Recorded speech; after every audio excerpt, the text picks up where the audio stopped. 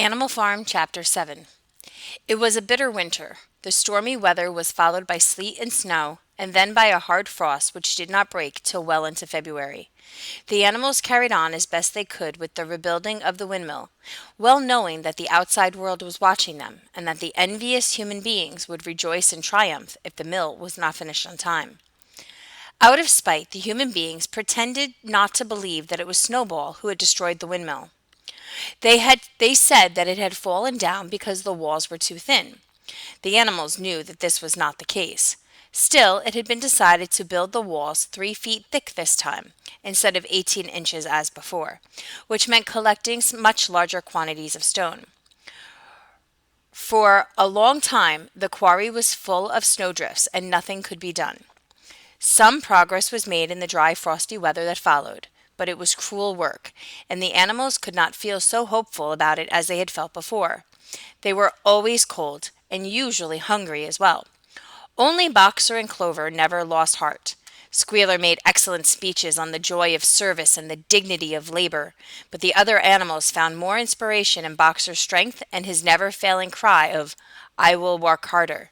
So again, the dignity of labor. Remember in Lenin's speech how he kept talking about the dignity of hard work and being determined and being disciplined. In January, food fell short. Remember, one of the promises for animalism that the animals would never go hungry. The corn ration was drastically reduced, and it was announced that an extra potato ration would be issued to make up for it. Then it was discovered that the greater part of the potato crop had been frosted in the clamps, which had not been covered thickly enough. The potatoes had become soft and discolored, and only a few were edible. For days at a time, the animals had nothing to eat but chaff and mangles. Starvation seemed to stare them in the face. It was vitally necessary to conceal this fact from the outside world. Emboldened by the collapse of the windmill, the human beings were inventing fresh lies about Animal Farm. Now, remember, I told some of you that you needed to kind of question the narrator. Human beings were inventing fresh lies about Animal Farm. Are they inventing lies about Animal Farm, or is that just what the pigs want the animals to believe? So you have to question the truthfulness of this story because you think about whose perspective it's being told from.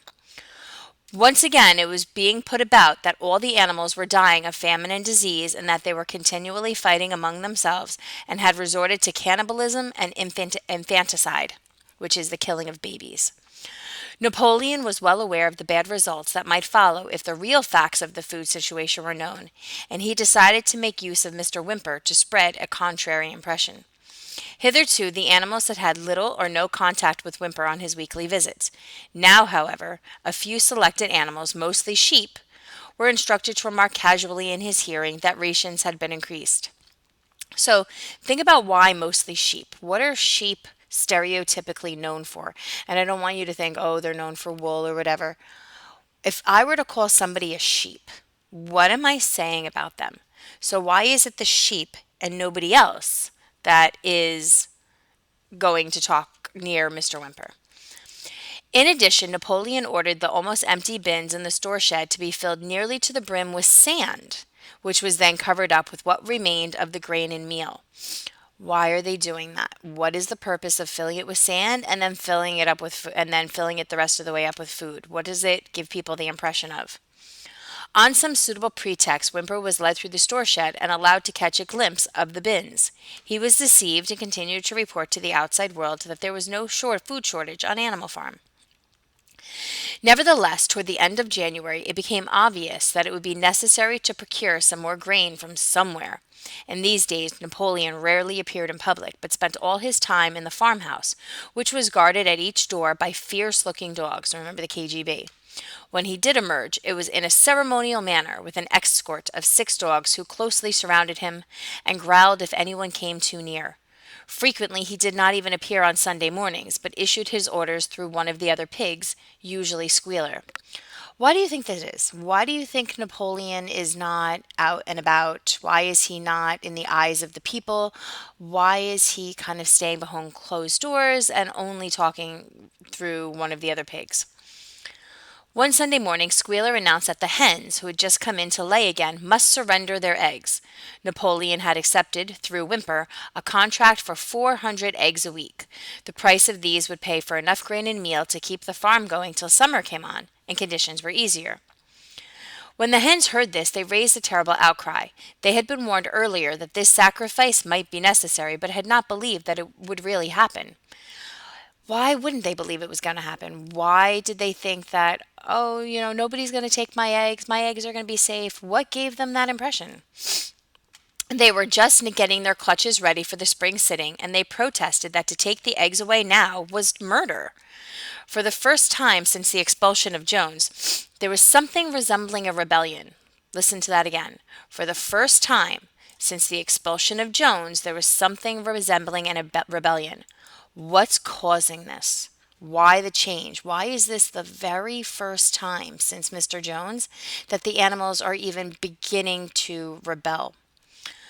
Led by three young black Minorca pullets, the hens made a determined effort to thwart Napoleon's wishes. Their method was to fly up to the rafters and there lay their eggs, which smashed to pieces on the floor. Napoleon acted swiftly and ruthlessly. He ordered the hens' rations to be stopped and decreed that any animal giving so much as a grain of corn to a hen should be punished by death.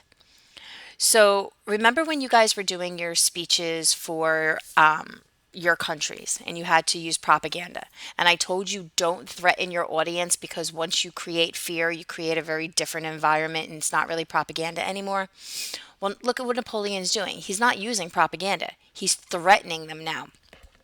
He said that they're not to get any more food, and that if any animal gives any food to a hen, that animal is going to be put to death. What environment is happening now? What is the fear going to do to the farm? The dogs saw to it that these orders were carried out. For 5 days the hens held out. Then they capitulated, which is a great vocab word, by the way, and went back to their nesting boxes. 9 hens had died in the meantime. Their bodies were buried in the orchard, and it was given out that they had died of coccidiosis. Coccidiosis, there you go. Whymper heard nothing of this affair, and the eggs were duly delivered, a grocer's van driving up to the farm once a week to take them away. All this while no more had been seen of Snowball. He was rumored to be hiding on one of the neighboring farms, either Foxwood or Pinchfield.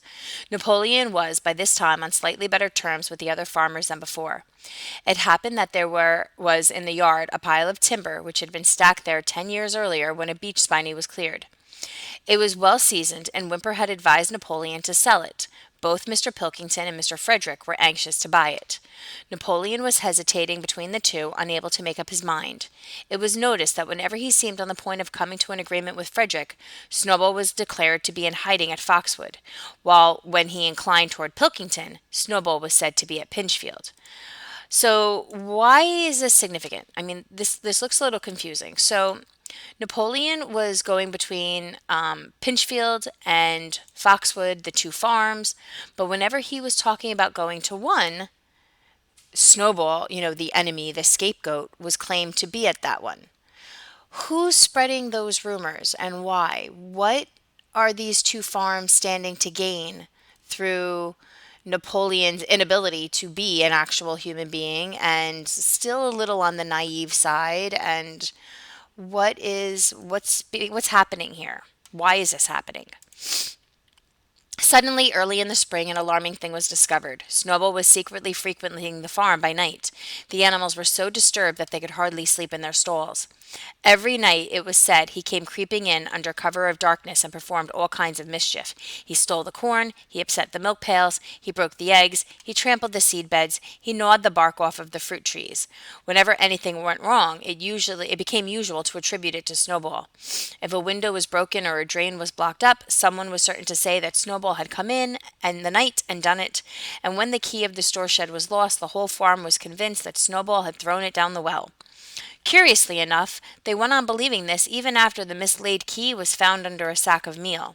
The cows declared unanimously that Snowball crept into their stalls and milked them in their sleep. The rats, which had been troublesome that winter, were also said to be in league with Snowball.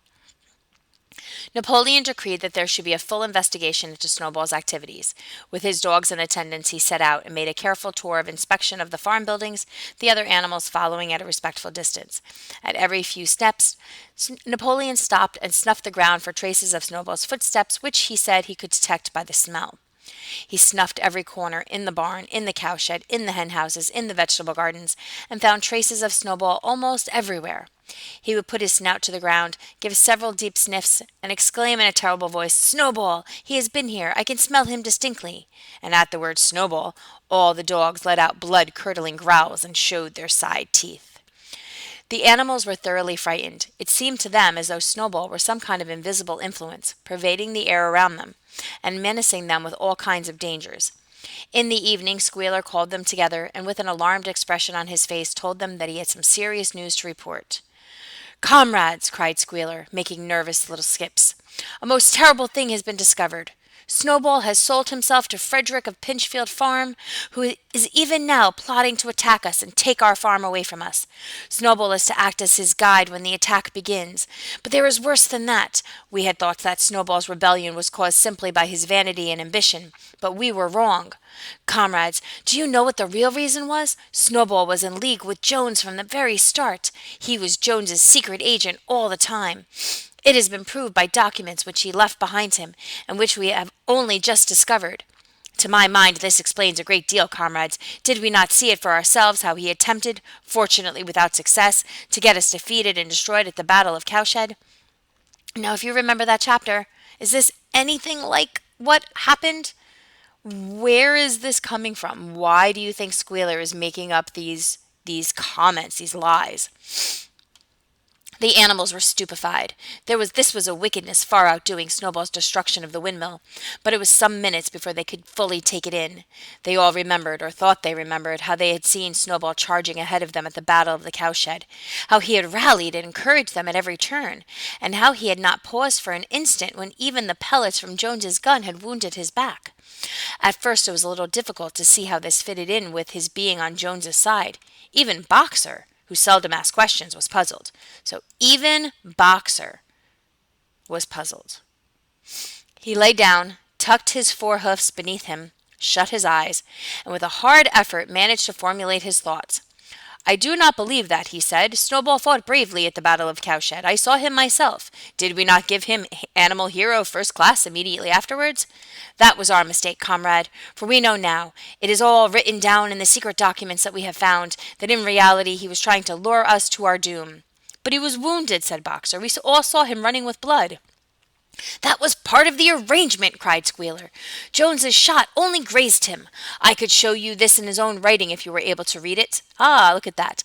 I could show you this in his own writing if you were able to read it. Oh, but you can't read it, so I guess I can't prove it to you, so you just have to believe me."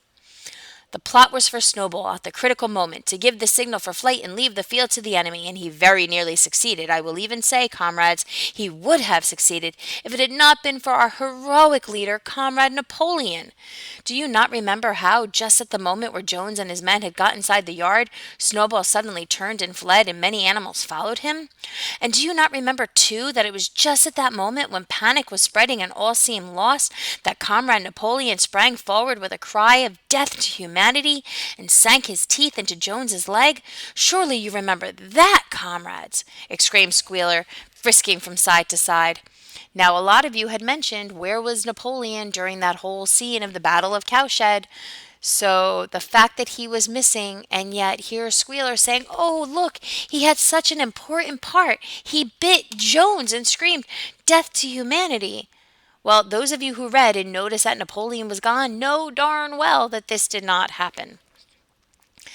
Now, when Squealer described the scene so graphically, it seemed to the animals that they did remember it. At any rate, they remembered that at a critical moment of the battle, Snowball had turned to flee. But Boxer was still a little uneasy.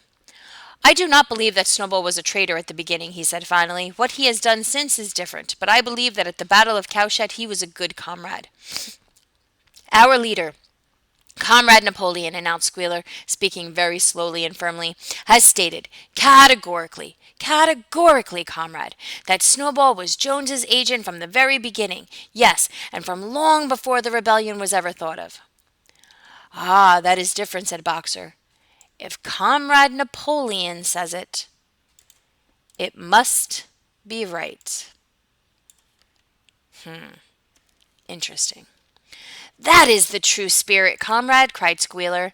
But it was noticed he cast a very ugly look at Boxer with his little twinkling eye. He turned to go, and then paused and added impressively, I warn every animal on this farm to keep his eyes very wide open, for we have reason to think that some of Snowball's secret agents are lurking among us at this moment. So, do you remember earlier in this chapter where it said that the animals were believing in Snowball, not Snowball, in Boxer and his dedication, and it was his dedication and his discipline that was more motivating than Squealer's speeches? Boxer has followers. Boxer has people who admire him. If he argues the point enough, people would listen. But what does Boxer say? If Comrade Napoleon says it, it must be right. An opportunity missed. 4 days later, in the late afternoon, Napoleon ordered all the animals to assemble in the yard. When they were all gathered together, Napoleon emerged from the farmhouse wearing both his medals, for he had recently awarded himself Animal Hero First Class and Animal Hero Second Class, with his 9 huge dogs frisking around him and uttering growls that sent shivers down all the animals' spines. They all cowered silently in their places, seeming to know in advance that some terrible thing was about to happen. Napoleon stood sternly surveying his audience. Then he uttered a high-pitched whimper. Immediately the dogs bounded forward, seized 4 of the pigs by the ear, and dragged them, squealing with pain and terror, to Napoleon's feet. The pigs' ears were bleeding. The dogs had tasted blood, and for a few moments they appeared to go quite mad. To the amazement of everybody, 3 of them flung themselves upon Boxer. Boxer saw them coming, put out his great hoof, and caught a dog in midair and pinned him to the ground. The dog shrieked for mercy, and the other 2 fled with their tails between their legs. Boxer looked at Napoleon to know whether he should crush the dog to death or let it go. Napoleon appeared to change countenance, and sharply ordered Boxer to let the dog go, whereas Boxer lifted his foot, and the dog slunk away bruised and howled. Now, think of a couple of things, all right? The dogs grabbed the pigs. The ears were bleeding. The dogs taste blood. And then all of a sudden, 3 of them attack Boxer. Is it because they tasted blood and have gone mad? Or was this all a hoax by Napoleon to possibly get rid of Boxer for challenging Napoleon? However, Boxer saw them coming and stopped the dog. So Boxer has the strength to stop the KGB. He has the followers to get people to question what's going on if he questioned, and he has the strength to stop the dogs. But instead, Boxer looks at Napoleon to see if he should kill the dog. Now, if you remember back to where Boxer killed the farm boy, or thought he killed the farm boy, Boxer was horrified at himself for doing this. And yet, he was willing to crush this dog to death if Napoleon said so. Think about that. Presently the tumult died down. The 4 pigs waited, trembling with guilt written on every line of their countenances. Napoleon now called upon them to confess their crimes. They were the same 4 pigs as had protested when Napoleon abolished the Sunday meetings. Without any further prompting, they confessed that they had been secretly in touch with Snowball ever since his expulsion, that they had collaborated with him in destroying the windmill, and that they had entered into an agreement with him to hand over Animal Farm to Mr. Frederick. They added that Snowball had privately admitted to them that he had been Snowball Jones's secret agent for years past. When he had finished their confession, the dogs promptly tore their throats out, and in a terrible voice Napoleon demanded whether any other animal had anything to confess. So in front of all the animals, Napoleon had the pigs killed. What does that do to the audience? How is that going to affect them? And the fact that these were the same 4 pigs that had protested when Napoleon abolished the Sunday meetings. What is Napoleon doing to the people who are disagreeing with him? Why is he doing it? And why is he doing it in such a public place? The three hens, who had been the ringleaders in the attempted rebellion over the eggs, now came forward and stated that Snowball had appeared to them in a dream and incited them to disobey Napoleon's orders. They too were slaughtered. Then a goose came forward and confessed to having secreted 6 ears of corn during the last year's harvest and eaten them in the night. Then a sheep confessed to having urinated in the drinking pool, urged to do this, so she said, by Snowball. And two other sheep confessed to having murdered an old ram, an especially devoted follower of Napoleon, by chasing him round and round a bonfire when he was suffering from a cough. They were all slain on the spot.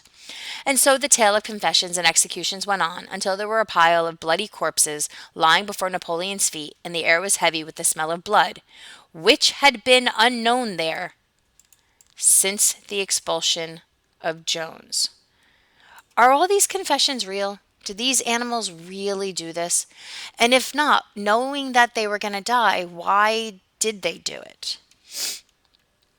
When it was all over, the remaining animals, except for the pigs and dogs, crept away in a body. They were shaken and miserable. They did not know which was more shocking, the treachery of the animals who had leagued themselves with Snowball, or the cruel retribution they had just witnessed.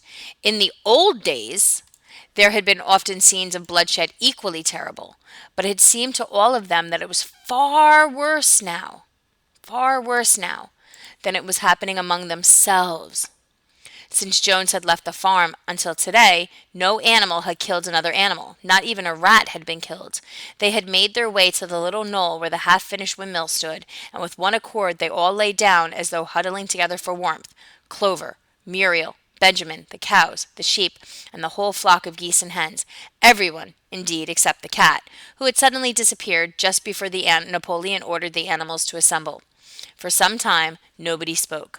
Only Boxer remained on his feet. He fidgeted to and fro, swishing his long black tail against his sides, and occasionally uttering a little whinny of surprise. Finally he said, I do not understand it. I would not have believed such things could happen on our farm. It must be due to some fault in ourselves. The solution, as I see it, is to work harder. From now onwards, I shall get up a full hour earlier in the mornings. What? What Napoleon did? It's the animal's fault? It's the animal's fault, and the only way to fix it is for Boxer to get up an hour earlier and work harder, and if he works harder, these things won't happen. Huh. Alrighty. And he moved off at his lumbering trot and made for the quarry. Having got there, he collected 2 successive loads of stone and dragged them down to the windmill before retiring for the night. The animals huddled about Clover, not speaking. The knoll where they were lying gave them a wide prospect across the countryside.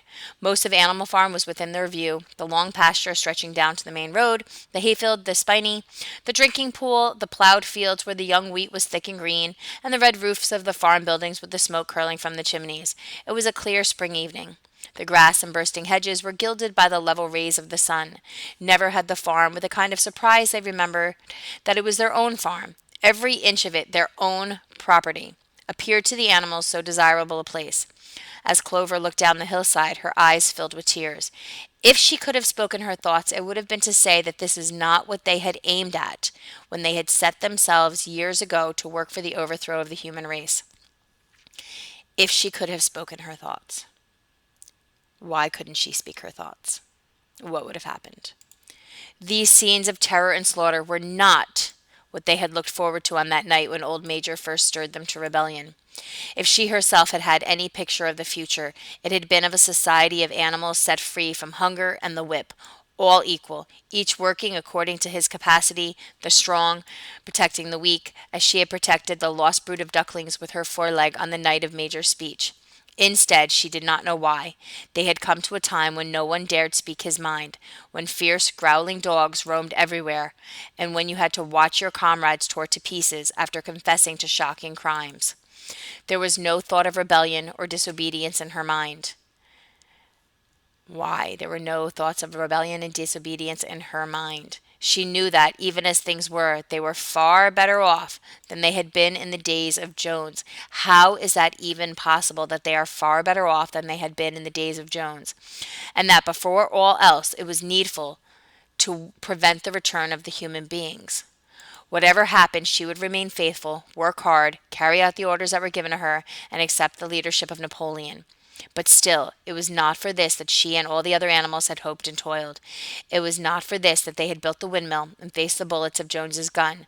Such were her thoughts, though she lacked the words to express them. So, doesn't matter how bad Napoleon is. At least he's an animal. At least he's one of them. Jones was bad, but Jones was human, so he was doubly bad. Think about the fact that this is the Russian Revolution. Think about the fact that this is how the people felt. They just accepted it. They accepted what it was because there was nothing else that they could do. At last, feeling this to be in some way substitute for the word she was unable to find, she began to sing Beast of England. The other animals sitting around her took it up, and they sang it 3 times over, very tunefully, but slowly and mournfully, in a way they had never sung it before. So Beast of England, which was meant to be this freedom cry, this battle cry, this reminder of what they fought for, is now being sung almost as if it was a funeral song. They had just finished singing it for the third time when Squealer, attended by the 2 dogs, approached them with the air of having something important to say. He announced that by a special decree of Comrade Napoleon, Beast of English had been abolished. From now onwards, it was forbidden to sing it. Why? Why are they forbidden to sing it? It's just a song. The animals were taken aback. Why? Cried Muriel.